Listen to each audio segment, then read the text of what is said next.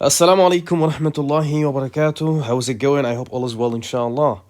So today, inshallah, in this episode, we're going to be learning the first rule of the rules of Noon, Sakinah, and Tanween.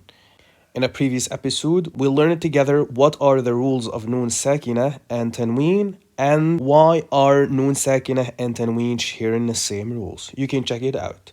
So the first rule that we have here is called Al-Izhar al-Halqi. Al-Izhar al-Halqi. Throat clarity. Throat clarity. So in this episode, we're going to learn meaning of Izhar Halqi, letters of Izhar Halqi, reason of Izhar Halqi, way of pronunciation, and we're going to practice the rule with examples. All right. First thing is, what is Al-Izhar al-Halqi? Before we get down to the business, let me just tell you something. Al-Izhar al-Halqi is one of the easiest rules.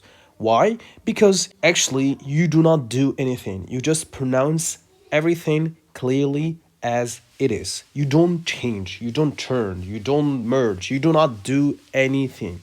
You just pronounce everything naturally. That's it. That's Al-Izhar al-Halqi. So look at this here. Izhar, halqi, throat appearance, throat clarity.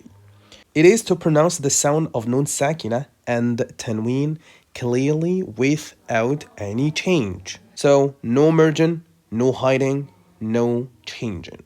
As I just said, you don't do anything. You do not merge, you do not hide, you do not change, you do not turn, you do not do anything. You just pronounce the sounds naturally as they are. Now, what are the letters of Al-Izhar al-Halqi, or the 6 letters of clarity? They are Hamza, Ha, Ain, Ha, Ghain, Kha. We usually say them like this. Hamza, Ha, Ain, Ha, Ghain, Kha. They are the throat letters. Okay, the throat letters. Why are they called the throat letters? Because they come out of the throat. They are articulated from the throat. Ha, Hamza, Ha, Ain, Ha, Ghain, Kha. Okay, so these are the 6 letters of Al-Izhar al-Halqi, or the 6 letters of clarity. Now you might be asking, why in Izhar Halqi we do not change anything, we do not merge, we do not turn, we do not do anything. We just pronounce it clearly. What is the reason of clarity? Look, the letters of Izhar Halqi are the 6 throat letters. Hamza, Ha, Ain, Ha, Ghain, Kha. We read them from right to left, just like that. So they are so far from the articulation point of the letter Noon so that we cannot make any relationship in between. So listen to me carefully. Hamza, this is the sound of Hamza. Ha, Ain, Ha, Ghain, Kha. So all these sounds come out of the throat. In Noon or Tanween, Noon is articulated by the tip of the tongue. N.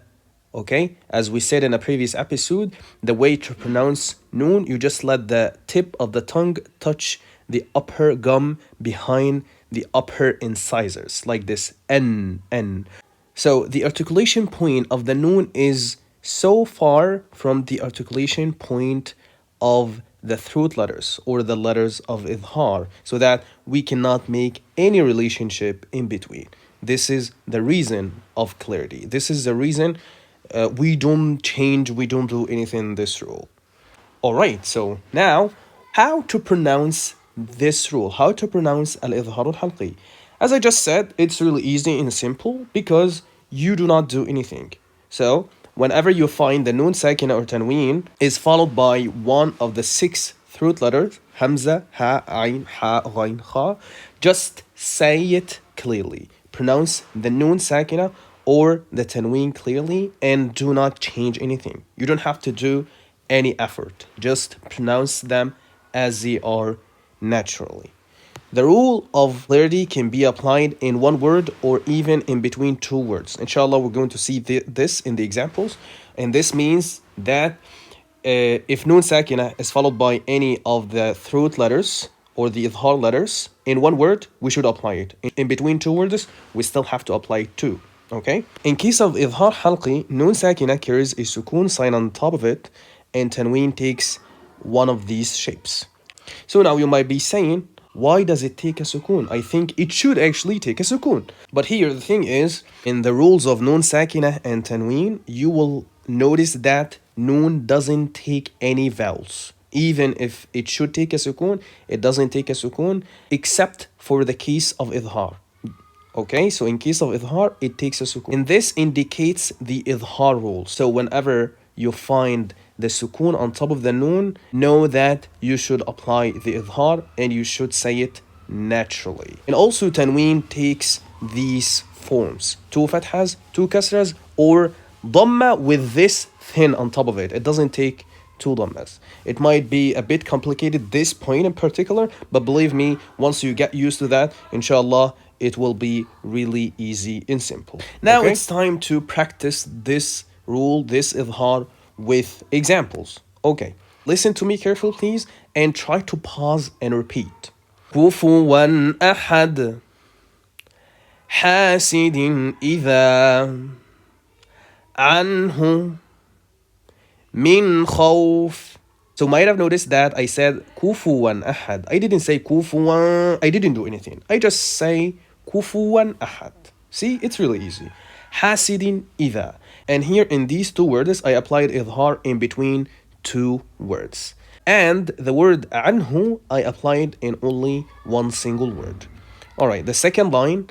طيرا أبابيل من خفت نار حامية يومئذ عن من أهل الأنهار ذرة خيرا كاذبة خاطئة من ألف من أهل أجر غير ينهى.